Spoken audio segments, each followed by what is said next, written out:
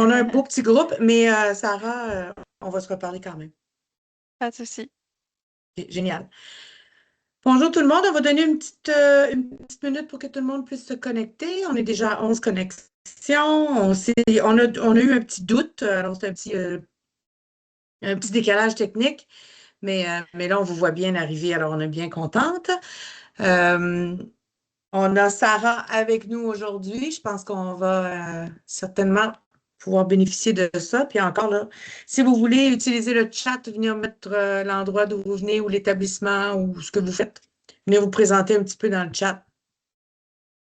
On serait bien contente.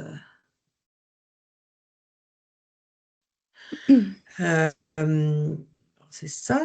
Alors, si vous voulez vous présenter via le chat, on va encore une petite minute parce qu'à cause du souci technique, on se disait que c'était à cause du décalage du changement d'heure. On était tout mêlés, mais non, tout le monde est là. Alors, bonjour, Christine de la TELUC. Nos amis de la TELUC, bonjour. Bonjour, Chantal. Ah, Chantal de l'Ontario. Je suis de l'Ontario. Alors, bienvenue, Chantal. Alors, on continue à se présenter un petit peu, puis on va commencer l'atelier. Ce ne sera pas long. Les gens se connectent encore. Ah, bonjour, Mifali. Est-ce que c'est Mifali, prénom? Merci. Bonjour. Alors, on a Marie-Josée de la TELUC, nos amis de la TELUC. Bojan ou Boyan? Boyan ou Bojan? Des ressources pédagogiques en français langue seconde, anglais langue seconde de l'Université d'Ottawa. Bienvenue. Vanessa, du Collège de la Cité. Vanessa, je ne te connais pas. J'étais là, moi, au collège. J'étais au campus de Toronto pendant presque 10 ans. Alors, enchantée, on ne s'est pas croisés, mais bienvenue. Bonjour, David, du Cégep de Sherbrooke. Ah, Boyan, merci. C'est ce que je pensais, mais je cherchais. Bon, alors, si vous êtes d'accord, on va commencer et parce qu'on est quand même 16 en ligne, donc on y va. Euh, alors, on vous demande de garder vos micros fermés, bien que peut-être que Sarah aura une période, je pense que tu as le temps pour une petite période de questions, peut-être à la fin, Oui, ou au fur et à mesure. Donc, en fait, quand à Sarah la va vous fin. dire, vous pouvez parler. Alors, je m'appelle Judith et je suis directrice générale du REFAD, le réseau d'enseignement francophone à distance. Il me fait plaisir de vous accueillir avec ma collègue et complice Élodie et bien entendu notre animatrice de ce webinaire, Sarah Bouabdalaoui, de Co-Savoir. Donc, avant de commencer, je veux vous dire que Élodie lance l'enregistrement, donc simplement pour que vous sachiez qu'on enregistre pour rendre le webinaire disponible aux gens qui se sont inscrits mais qui n'ont peut-être pas pu se connecter en même temps que vous. Et donc, avant de débuter, le REFAD est un réseau pan-canadien et on reconnaît qu'on est situé, chacun de nos membres est situé sur un territoire autochtone traditionnel non cédé par voie de traité. Et on souhaite saluer ceux et celles qui, depuis des temps immémoriaux, en ont été les gardiens traditionnels. Nous exprimons notre respect pour la contribution des peuples autochtones à la culture des sociétés ici et partout autour du monde. La présentation de cet atelier est rendue possible grâce à l'appui financier du gouvernement du Canada et des membres, bien entendu, du réseau d'enseignement francophone à distance. Merci à tout le monde d'être là aujourd'hui. L'atelier s'intitule « Du concept à l'animation, le jeu de cartes de co-savoir contre la cyberintimidation ». Donc, c'est un sujet important. Merci à Sarah Bouabdalaoui de Co-Savoir, qui est anciennement CDEACF. Sarah est technopédagogue et spécialiste en éducation des adultes. Après une longue expérience en enseignement à domicile, elle rejoint l'équipe de Co-Savoir en 2023 en tant qu'agente de développement et de formation des technologies d'information et des communications, TIC. Sarah est passionnée par les apprentissages et plus spécifiquement par les apprentissages expérientiels. À Co-Savoir, elle travaille sur les enjeux de littératie numérique, d'éducation des adultes et de violence facilitée par les technologies. L'organisme Co-Savoir rend accessibles les savoirs et savoir-faire produits par les milieux de l'alphabétisation, de l'éducation populaire et les milieux féministes au Québec et au sein des communautés francophones du reste du Canada. Spécialiste de la documentation et de l'information, CoSavoir est la référence francophone pour trouver, s'outiller et partager en alphabétisation d'éducation, éducation et formation des adultes, bibliothéconomie, enjeux féministes et égalité des genres, justice numérique. Ça reste un plaisir de vous avoir avec nous aujourd'hui. Je vais vous laisser la parole, mais juste avant, je vais dire deux choses. La première, allez voir le site de CoSavoir.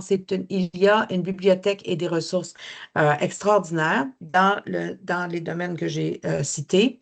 Alors, je vous invite à aller voir si vous ne connaissez pas CoSavoir, ça vaut la peine d'aller voir ce qu'ils ont de disponible et ce qu'ils partagent librement avec notre communauté et la communauté. Et donc là, et je vais vous dire aussi qu'il y a un lien vers un sondage à la fin parce on veut avoir vos appréciations.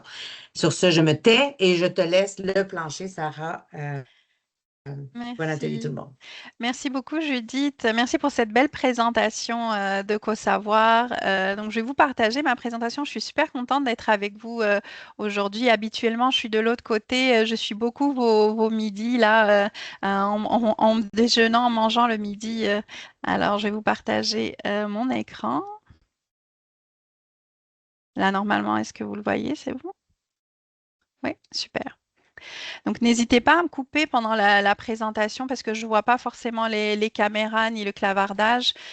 Si peut-être Elodie, tu veux me dire quelque chose ou me couper, n'hésite pas. Je t'ai placé la caméra ici.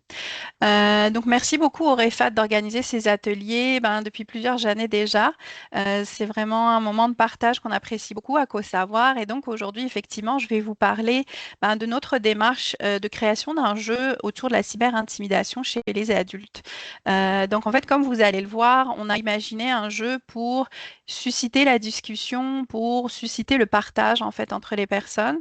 Vous le savez peut-être si vous avez déjà fait un peu de ludification, de ludicisation dans vos formations. L'objectif, ça va pas être de s'amuser de bout en bout, surtout pas avec une thématique comme la nôtre qui est la cyberintimidation, mais en fait, on va utiliser les mécanismes du jeu pour soutenir les objectifs de notre atelier, de notre formation.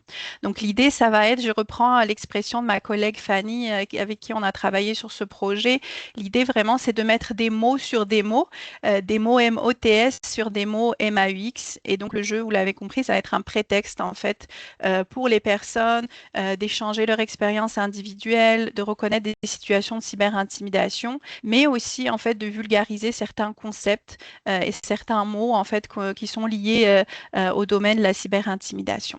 Donc je vais vous partager notre expérience, c'est du pratico-pratique, mais peut-être que certaines personnes vont reconnaître un peu des théories de l'andragogie ou de l'autodétermination pour tout ce qui est formation des adultes. Je pense que je vais passer assez rapidement sur la partie présentation parce que j'avais prévu de présenter CoSavoir, justement de vous dire, effectivement, merci beaucoup Judith, tu as bien présenté CoSavoir. Donc, on était précédemment le CEDAF, donc c'est Centre de documentation sur l'éducation des adultes et la condition féminine. Et en fait, ça fait 40 ans qu'on existe déjà et on a été créé à l'initiative de plusieurs groupes communautaires en éducation des adultes et conditions féminines. Et donc, vous le devinez que nos trois champs d'action, c'est l'éducation des adultes, la condition féminine et aussi la justice numérique. Et comme vous l'a très bien dit Judith, en fait, on est une bibliothèque, donc on peut venir nous visiter à Montréal. On est une bibliothèque physique avec une bibliothécaire et donc on offre des services de prêt de documents. On peut emprunter des documents à distance ou sur place. On a de la documentation papier, mais aussi de la documentation électronique. On va aussi faire beaucoup de production documentaire, beaucoup de veille. J'ai une collègue qui est consacrée à la veille et donc sur notre site internet, vous pouvez vous inscrire à différentes infolettres en fait autour de nos thématiques. On fait de la formation dans laquelle s'inscrit en fait cet atelier d'aujourd'hui et de l'accompagnement des groupes communautaires, notamment par rapport aux défis en fait que posent les technologies dans la vie des groupes communautaires. Donc, je vous partagerai à la fin de la présentation les différents liens dans le lien vers le site de CoSavoir. Je vais passer assez rapidement sur ma présentation, mais je pense que Judith a bien résumé. Je travaille beaucoup sur les questions de fracture numérique. Par exemple, j'anime une communauté de pratique sur les questions de littératie numérique pour des personnes qui interviennent dans des milieux où on va avoir des enjeux littératie numérique. Et effectivement, dans la présentation, je travaille aussi sur les questions de violence facilitées par les technologies. Par exemple, je vais être amené à concevoir ou à donner des formations dans des ressources pour les femmes victimes de violences conjugales, mais aussi dans des contextes comme aujourd'hui sur la cyberintimidation. Et donc, on travaille beaucoup à savoir sur les questions d'apprentissage expérientiel, d'éducation populaire aussi, parce que ça a une place importante dans le milieu communautaire.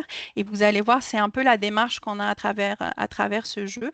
Et bien sûr, utiliser les mécanismes ludiques où on les utilise de plus en plus dans certaines de nos formations, dans certains de nos supports de formation. Donc, qu'est-ce que je vais vous dire dans les prochaines, on va dire, 35 à 40 minutes? Je vais vous parler du contexte dans lequel est apparu ce jeu. Je vais vous donner quelques chiffres sur la cyberintimidation, vous présenter en fait les cartes qui composent ce jeu de cartes. Et puis en deuxième partie, je vais parler en fait des orientations importantes qui nous ont guidés en fait pour la création de ce jeu, que ce soit la partie ludique. Un élément essentiel pour nous aussi, c'est la simplification du vocabulaire. Et en dernier, la pertinence des contenus. Et en tout dernier, je ferai un petit bilan et puis on fera j'ai envie de faire un petit quiz un peu pour savoir si vous connaissez la différence entre ludification et ludicisation. Je pense que certaines peut-être connaissent, d'autres non. Donc, moi, travailler sur ce projet-là, ça m'a permis un peu de découvrir en fait cette notion de ludicisation. Donc, j'en dis pas plus, on fera ça à la fin. Et bien sûr, je répondrai à vos questions. Donc, pour comprendre un peu les enjeux de cyberintimidation, je vous partage quelques chiffres. Donc, environ 8% des plus de 15 ans en Québec ont déjà vécu de la cyberintimidation, selon l'Institut de la statistique du Québec. Ça, c'est en 2024. Et ce phénomène, en fait, ne touche pas que les jeunes. Il est bien présent aussi chez les adultes, notamment les femmes qui sont particulièrement touchées. Au Canada, on a 32% des femmes entre 18 et 29 ans qui ont déjà subi de la violence en ligne, notamment sous forme violence à caractère sexuel ou de la discrimination. Donc ces violences en ligne vont avoir un impact psychologique majeur, on s'en doute forcément. Ça va avoir des conséquences sur la vie sociale des personnes, sur leur vie personnelle.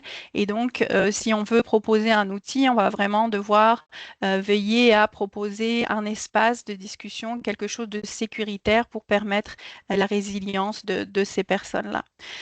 Deuxième aspect par rapport à la cyberintimidation, c'est que la cyberintimidation chez les adultes, c'est aussi des ressentis très divers et très complexes. Je vous ai mis ici une liste des mots qui vont revenir et qui reviennent à chaque fois que, par exemple, je donne un atelier, je note quelques mots qui reviennent, un atelier sur la cyberintimidation. Donc, on va avoir du stress, de la panique, de l'isolement, de l'épuisement. Donc, il y a une grande diversité, complexité des ressentis liés à la cyberintimidation. Donc, encore une fois, il faudrait que notre outil tente d'inclure au maximum, soit quelque chose de flexible pour inclure au maximum la diversité des ressentis et reconnaître en fait les expériences vécues par les personnes, les prendre en compte en fait dans notre outil, que ces personnes soient victimes ou témoins de cyberintimidation. Donc au final, aborder la cyberintimidation uniquement par des exposés classiques, un peu comme je viens de faire en donnant des chiffres, en parlant de mots qui nous inspirent, ça peut s'avérer insuffisant, voire déstabilisant pour certains publics, car il y a vraiment en fait une sorte de déconnexion ou dépersonnalisation par rapport à ces chiffres-là, par rapport à ces mots-là. Donc il nous est apparu en fait à savoir que peut-être que les mécanismes du jeu qui sont un peu connus ou reconnus pour le fait qu'ils vont permettre d'impliquer activement des participants, des participantes. Le mécanisme du jeu vont aussi favoriser l'engagement et on le sait en tant que formateur, formatrice, quand on a de l'engagement, on va avoir de l'apprentissage, un apprentissage qui va être plus profond, plus durable.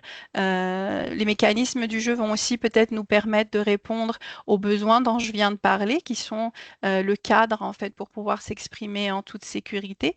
D'autant plus que vous allez le voir, en fait, l'outil qu'on propose, c'est un outil papier, donc c'est un jeu de cartes papier, donc complètement déconnecté d'Internet, déconnecté des réseaux. Ce jeu de cartes aussi va aider peut-être on a espéré donc aider à stimuler en fait la réflexion critique, aussi la collaboration entre les personnes, comme on va le voir plus loin.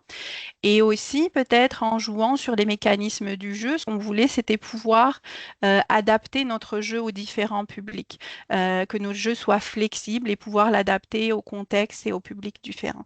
Voilà ce qui nous a convaincus au départ de se dire, ben, tiens, on va tester du jeu pour ces thématiques-là, pour cet atelier-là, justement, surtout ces aspects-là. Autre élément de contexte qui va être le dernier, mais pas des moindres au final, c'est qu'en fait, ce jeu de cartes, c'est une bonification de la boîte à outils cyberintimidation que Coco Savoir a produit en 2023 et donc qui est accessible gratuitement sur notre site internet. Je vous partagerai le lien à la fin de la présentation. Donc, cette boîte à outils a été financée par le ministère de la Famille et donc elle contient, vous verrez quand vous irez la consulter, en fait des fiches, des fichiers PDF qui décrivent les différents types de menaces que constitue la cyberintimidation, différentes stratégies pour y répondre.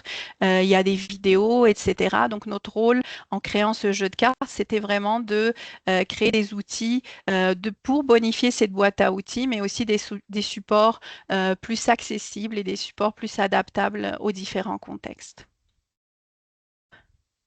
Je vais vous montrer maintenant ce qu'il y a dans la boîte. Donc, après avoir fait le tour du contexte, on va pouvoir enfin ouvrir la boîte du jeu de cartes. Donc, je vous ai mis en image sur l'écran l'étiquette du jeu de cartes. Donc, on a repris un peu les éléments qui reviennent souvent sur les boîtes de jeu avec le nombre de participants, participantes, la durée du jeu, etc. Donc, dans cette boîte-là, mes collègues m'ont fait une photo pour qu'on voit un peu ce qu'il y a dans la boîte. Donc, dans la boîte, il va y avoir, je vais rentrer plus en détail sur ces cartes-là, mais il y a trois grands types de cartes. Il y a les cartes menaces qui vont décrire des situations réelles, des situations de menaces vécues en ligne. Les cartes résistance qui vont suggérer des stratégies pour y répondre. Des cartes joker qui vont, en fait, vous allez le voir un peu plus loin, aider un peu une dynamique de prise de parole, encourager les personnes à un peu avoir une vision critique, réfléchir, proposer autre chose qui n'est pas dans la liste de ce qui est proposé. Et surtout, vous la voyez en haut à droite, c'est la trame d'animation. C'est une sorte de règle du jeu qui, en fait, est destinée à la personne qui va animer l'activité. Parce que pour nous, c'est essentiel qu'il y ait une personne qui accompagne cette activité-là. Donc, notre trame d'animation va venir soutenir cette personne-là. Par exemple, on va y lire des rappels sur la sensibilité du contenu, du contexte, lui rappeler son rôle important d'animation. On y propose aussi différentes façons de jouer au jeu. Donc, on peut y jouer où chacun joue pour soi, donc une version un peu plus individuelle et puis une version plus en groupe où on va se mettre en groupe pour jouer. On propose aussi dans cette trame d'animation des pistes d'animation, des questions qu'on peut poser quand on a l'impression que la discussion patine un peu, que ça avance pas trop. Donc voilà ce qui est dans cette trame d'animation qui est en fait la règle du jeu. Mais comment on joue, vous allez me dire, en fait, la règle est vraiment très simple, c'est que c'est une règle d'association de cartes. En fait, on joue toutes et tous déjà à ce type de cartes, à associer des cartes ensemble. Donc, c'est une mécanique vraiment très simple. Donc, face à une carte menace, qui est la grande carte que vous voyez ici, chaque participant ou participante va devoir choisir parmi plusieurs cartes résistance, qui sont les plus petites cartes qu'on voit ici. Et donc, il va falloir choisir là où les stratégies qui sont les plus adaptées pour votre situation. Donc l'idée, pourquoi on est resté sur des règles extrêmement simples, c'est vraiment de ne pas surcharger les participants, participantes avec des règles, avec des points, des classements, etc., qui peuvent se retrouver dans certaines formations ou certains supports un peu ludifiés. Donc l'idée, c'est vraiment de permettre aux personnes de s'impliquer, de dialoguer, de se concentrer sur l'échange, d'autant plus que c'est un contexte sensible, donc on veut vraiment évacuer le côté amusement du jeu en utilisant des mécanismes du jeu, mais en retirant le côté on est en train de s'amuser, c'est ludique, etc. Voilà pour la règle du jeu. Et maintenant, on va voir un peu, je vais vous montrer les différentes cartes. Donc, on a 7 grandes cartes menaces. Je peux vous les citer parce qu'il y en a que 7. Donc, il y a agression en ligne, diffamation, discrimination, doxing, gaslighting, harcèlement en ligne et sextorsion. Donc, on a 7 grands types de cartes. Ça va être des grandes cartes où au recto, on va avoir une définition de ce que c'est comme menace et au verso, une mise en situation. Donc, je vous montre un petit exemple. Par exemple, là, c'est la carte doxing. Donc, on a la définition de ce que c'est que le doxing. Et quand je retourne ma carte, de l'autre côté, j'ai une mise en situation à laquelle la personne qui joue va devoir répondre. Je vous montre un autre exemple. Je ne vais pas tout vous les montrer, mais là, on a l'exemple du harcèlement en ligne. Donc, le harcèlement en ligne, c'est quand on vous insulte ou on vous menace à plusieurs reprises. Et puis, hop, quand on retourne de l'autre côté, on a une mise en situation de ce que c'est le harcèlement en ligne. Donc, les personnes qui vont participer à l'activité, au jeu, vont devoir répondre à cette mise en situation. Et comment on va répondre à ça? En proposant des cartes stratégie. Donc, les cartes stratégie, il y en a 28. Ça va être des cartes de taille plus régulière qui vont être plus petites. Et donc, elles vont présenter les différentes stratégies de résistance que je peux avoir face à la menace. On a choisi, en testant le jeu dans différents groupes, d'en mettre 6 en double, en fait. Donc, il y a des cartes stratégiques qui reviennent plusieurs fois parce qu'elles sont plus utilisées, parce qu'on en a plus systématiquement peut-être besoin. Et on a rajouté cette carte Joker, en fait, qui nous ont vraiment été inspirées, demandées par les groupes pendant les tests, parce qu'on avait plusieurs demandes de dire, oui, j'aime beaucoup vos stratégies là, mais moi, j'ai envie de, par exemple, rien faire. Vous n'avez pas une carte rien faire, parce que moi, je veux rien faire. Donc, les cartes Joker permettent vraiment aux personnes d'avoir un esprit critique, de peut-être mettre plus de leur expérience, parce que là, on leur propose des stratégies toutes faites, toutes prêtes. Peut-être que les personnes vont dire, moi, j'ai eu cette expérience et voilà ce que je vous propose. J'utilise une carte qui n'est pas dans votre jeu de cartes. Donc, à quoi ressemblent ces cartes? Je vous ai mis quelques exemples. Par exemple, on a la carte se déconnecter. Donc, on a un petit pictogramme. On a repris les pictogrammes de la boîte à outils. On a un petit titre, se déconnecter, et puis une description. Donc, quand c'est possible, on peut fermer l'application ou le site Internet pour prendre une pause et reprendre des forces.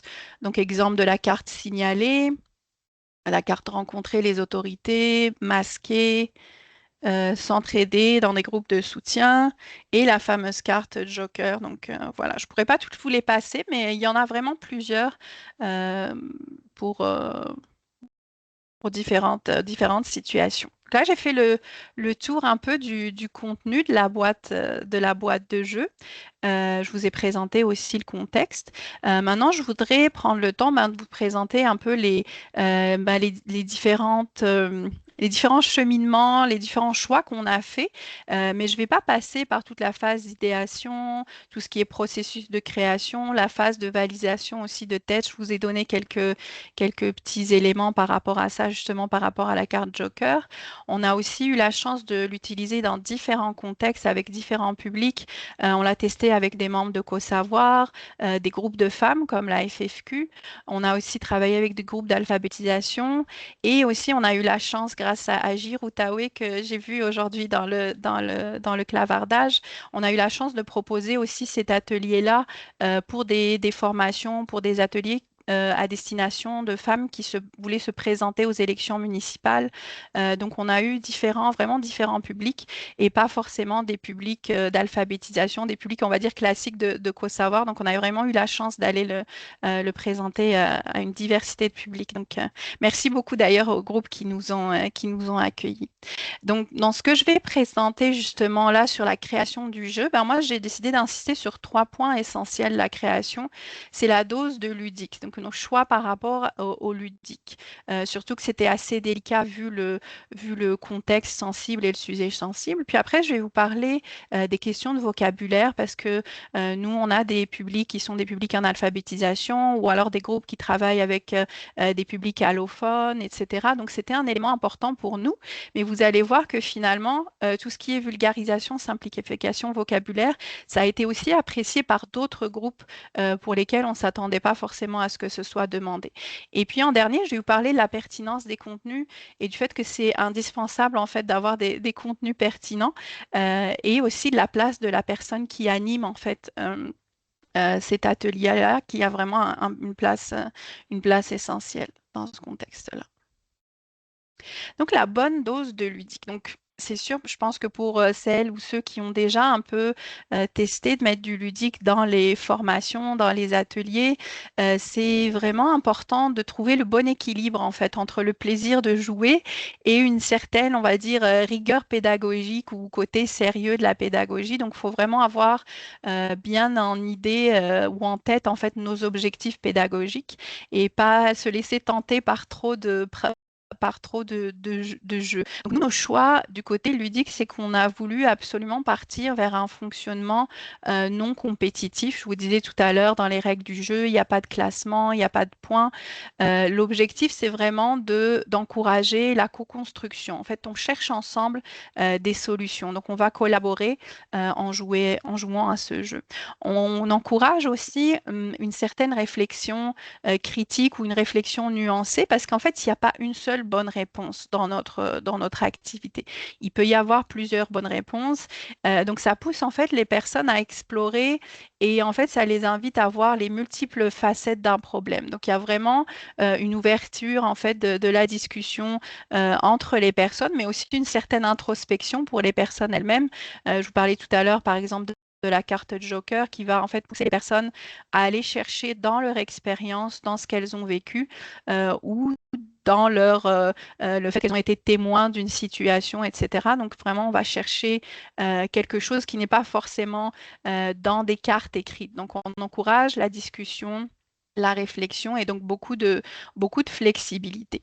Donc tous ces mécanismes-là, pour nous, à la bonne dose, bon, ça nous a vraiment semblé essentiel et pertinent en fait pour favoriser l'engagement et rendre vraiment l'apprentissage actif, contrairement peut-être à une présentation avec des chiffres ou une expression du ressenti des personnes, etc.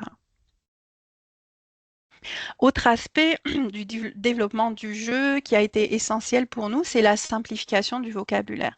Enfin, on a vraiment fait attention à utiliser des termes clairs, des termes accessibles pour que chaque participante, quelle que soit son expérience, puisse se sentir compris et puisse comprendre et donc s'engager pleinement dans l'atelier. Donc, c'était une adaptation nécessaire vu nos publics. Donc, je vous parlais d'alphabétisation, de public allophone, etc.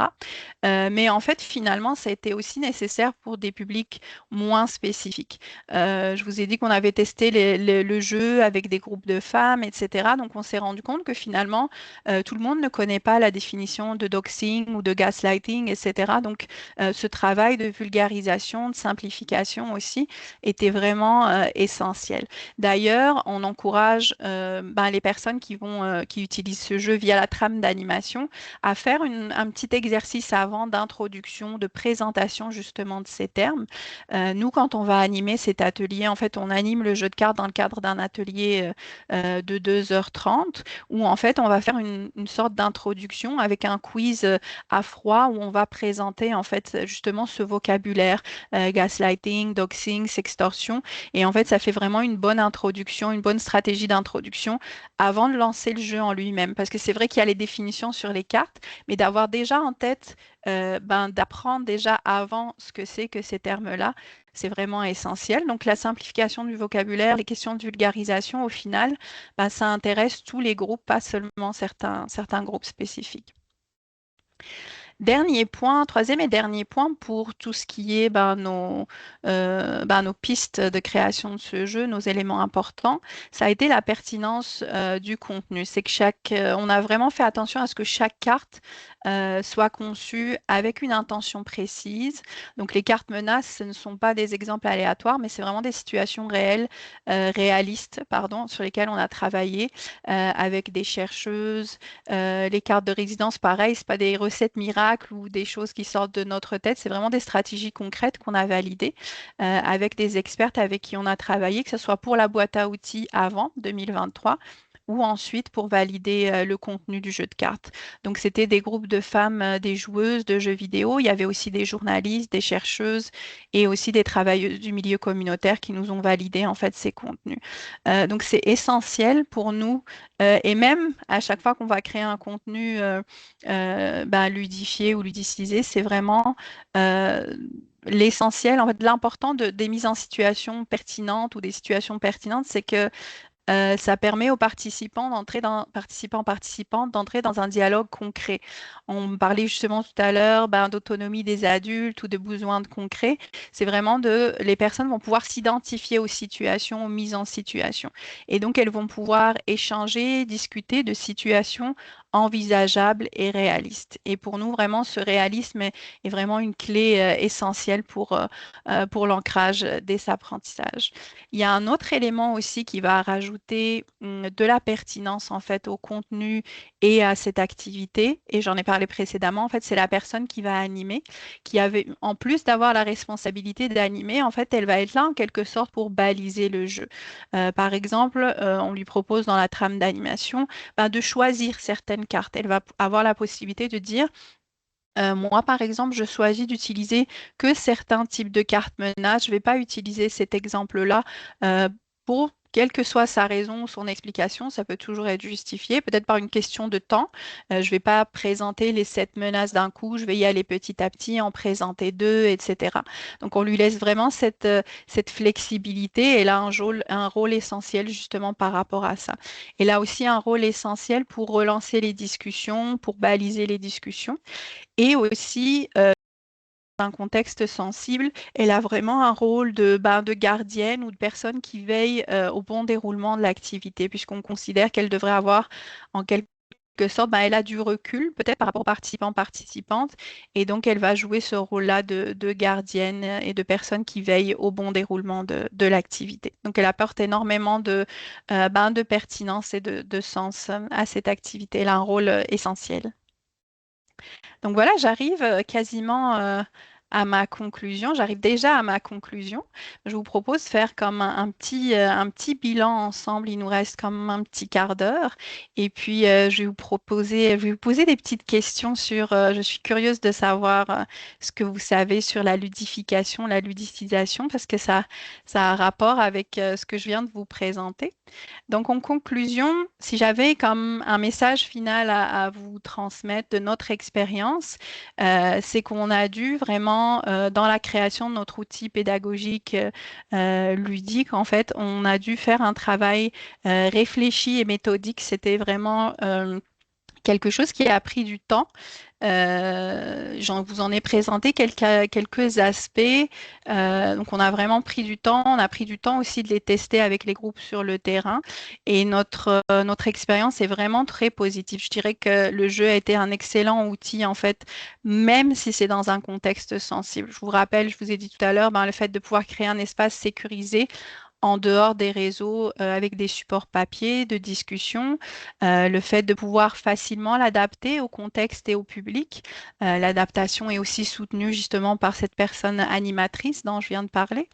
Le jeu aussi, ça a permis une grande implication, un engagement des personnes grâce aux différents choix, par exemple la collaboration, la co-construction.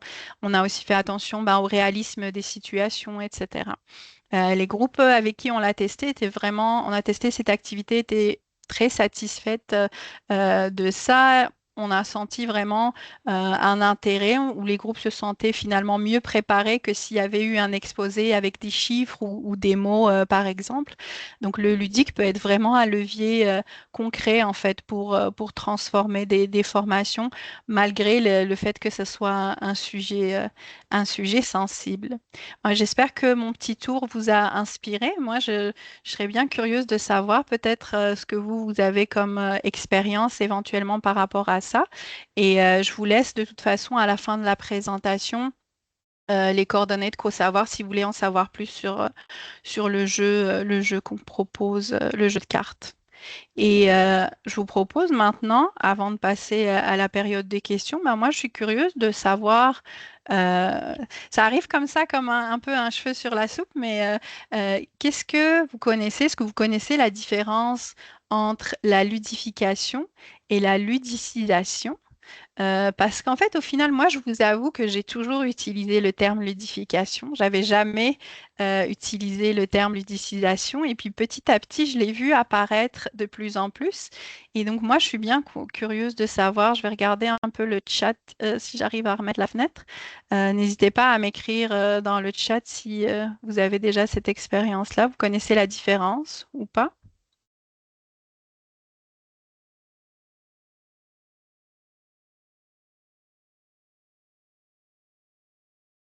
Quelqu'un veut s'essayer?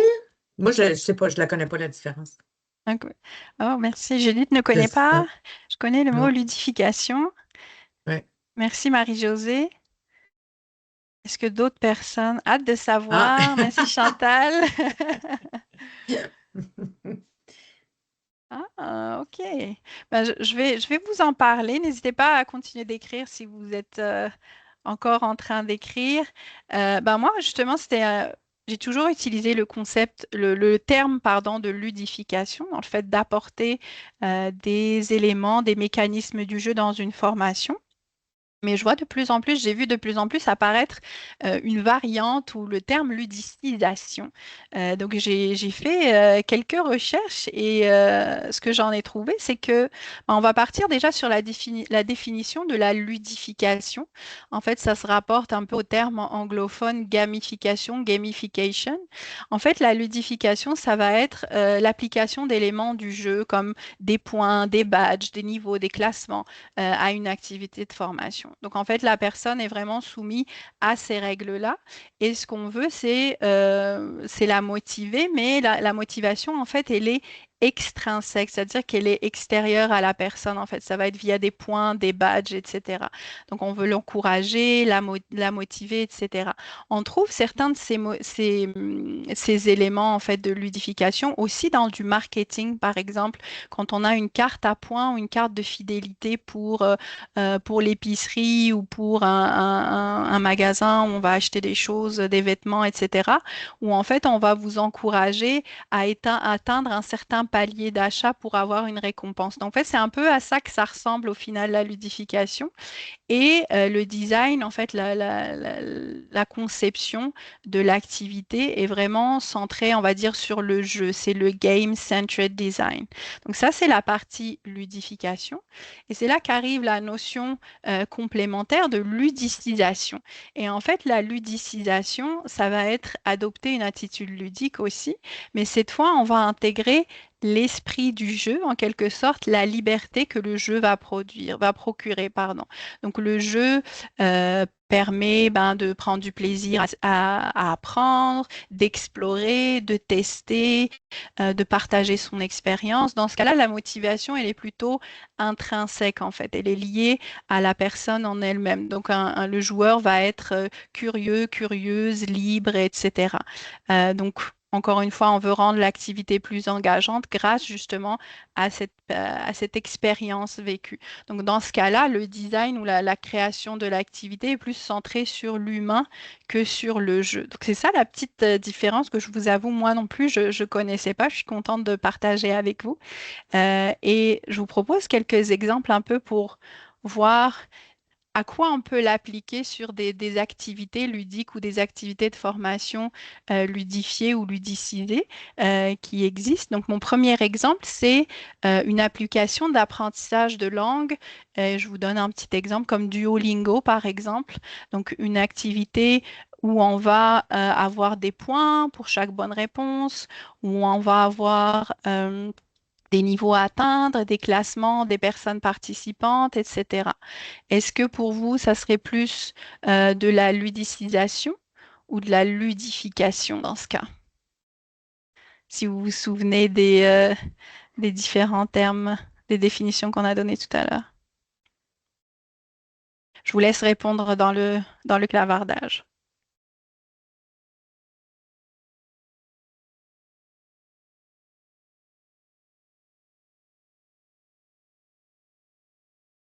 J'ai ludification. Ludification. Oh, on a plusieurs ludifications. On va vérifier si c'est bien ça. Effectivement, c'est la ludification. Effectivement, en fait, la mécanique ludique, en fait, elle vient du système de score, de classement. Donc, c'est ce qu'on disait tout à l'heure. C'est extrinsèque. Il faut garder, gagner des points, maintenir une série de jours sans interruption, etc. Donc, tout ça, c'est externe, à la personne. C'est des éléments externes, qui vont encourager, en fait, la personne à continuer de jouer ou d'apprendre. J'ai un deuxième exemple pour vous. C'est un exemple de jeu de rôle. Les participants et les participantes se voient attribuer des rôles complexes et doivent débattre d'un sujet donné. Donc, ça peut être un jeu de rôle dans le cadre d'une formation ou peut-être une activité que vous voulez créer où il y a du jeu de rôle. Je vous donne quelques indices. C'est qu'on a des rôles complexes. On va inviter les personnes à improviser, explorer les conséquences de leurs décisions, etc. L'environnement est sans risque, donc les personnes ont vraiment cette liberté d'interagir.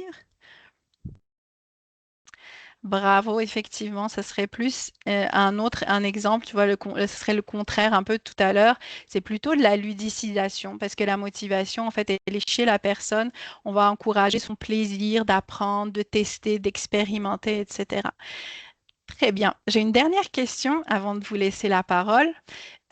Donc cette fois, je vous donne un exemple, je pourrais peut-être apporter quelques détails. C'est une narration ponctuée de quiz et dont les résultats vont impacter la suite du parcours. Disons par exemple que je crée une formation où en fait il va y avoir des quiz au fur et à mesure et en fonction des réponses ou des scores au quiz, la personne va se diriger vers une autre partie de la formation. Donc c'est un peu une formation avec des embranchements, avec une arborescence en fait de parcours en fonction des résultats du quiz. Dans ce cas-là, est-ce que pour vous, ça serait ludification ou ludification?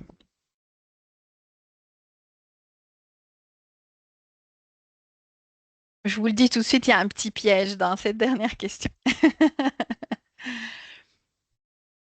Mais si vous aviez déjà une idée, n'hésitez pas. Ah, ok, effectivement. Oh, super, on a plusieurs réponses. Donc, on nous dit ludification, ludification, mais il y a très bien, de l'exploration et les deux, effectivement, c'est un peu des deux. Bravo, bravo Judith aussi. Donc la narration est engageante, on a un impact sur la suite par rapport au quiz. Le quiz a un rôle important, donc c'est un peu des deux au final, parce qu'en fait on va avoir un peu de ludicisation, beaucoup de ludicisation. Parce que c'est vraiment le récit, le fait d'explorer qui incite en fait les personnes apprendre pour en quelque sorte réussir l'aventure, mais les quiz en fait vont permettre d'avoir quelque chose de mesurable. Donc elles ont un petit poids de ludification en fait avec de la motivation extrinsèque en fait, quelque chose d'extérieur à la personne. En tout cas, merci beaucoup pour vos réponses. J'ai une dernière question à vous poser. Alors pour vous, le jeu de cartes, jeu de cartes que je viens de vous présenter, ce serait plutôt de la ludification ou de la ludicisation? Et ce sera ma dernière question.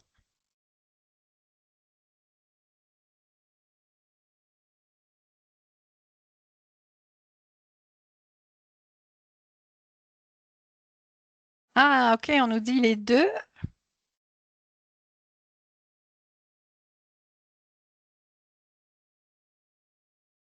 Une hésitation. Est-ce qu'il y a d'autres réponses?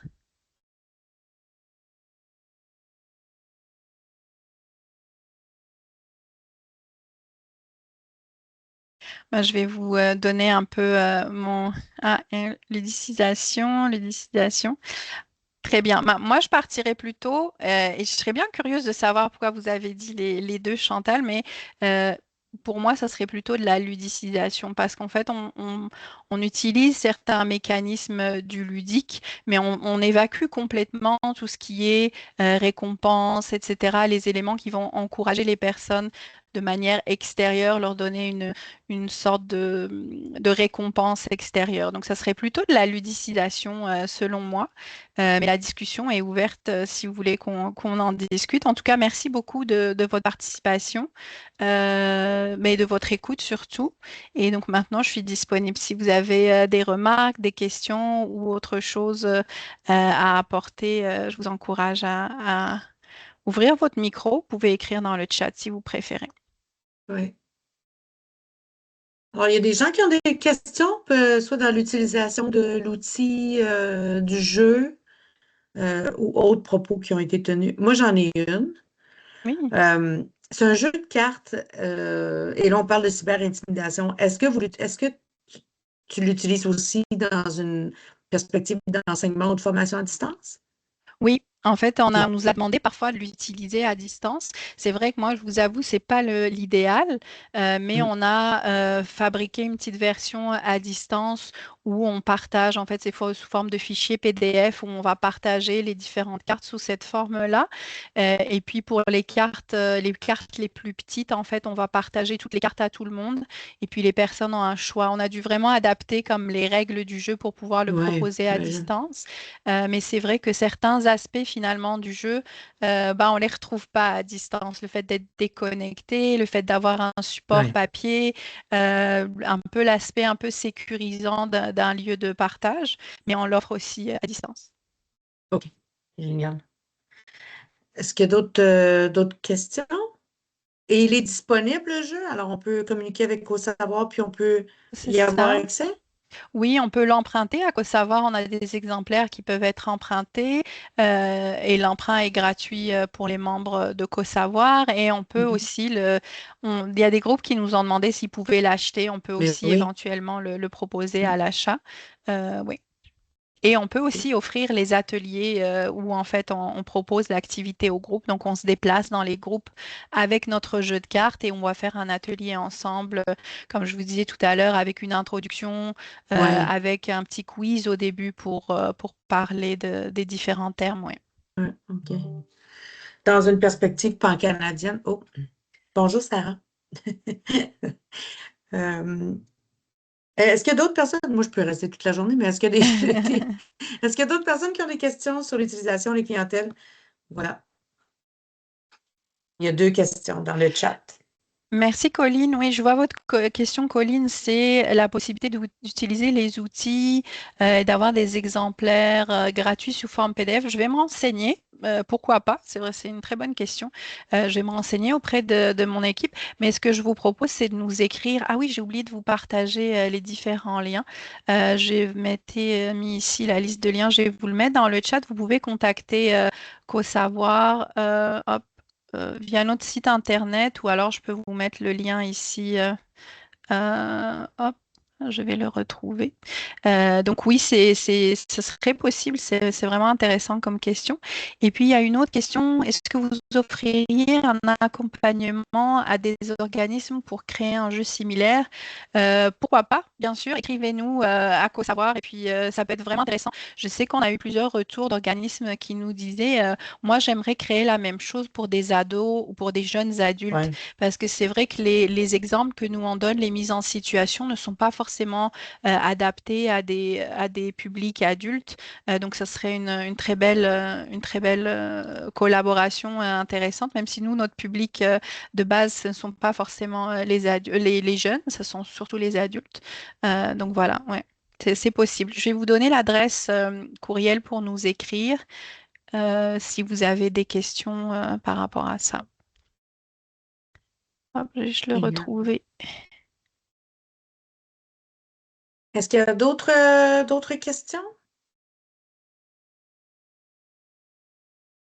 Commentaires?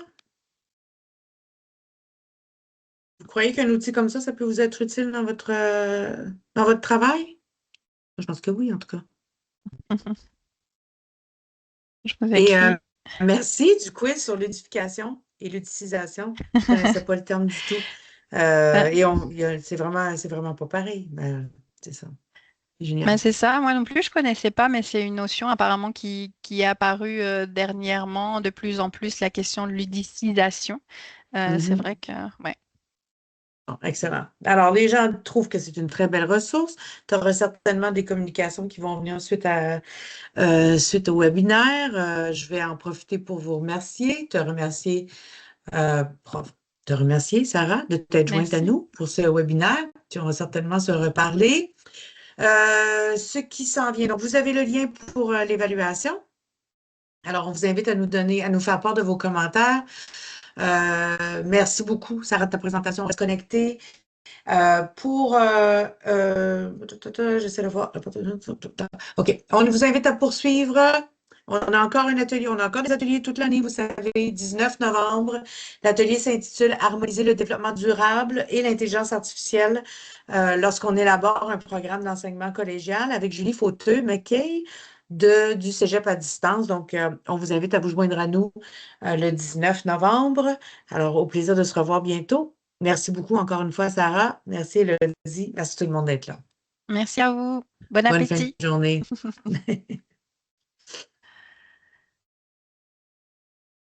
Merci, Mifali.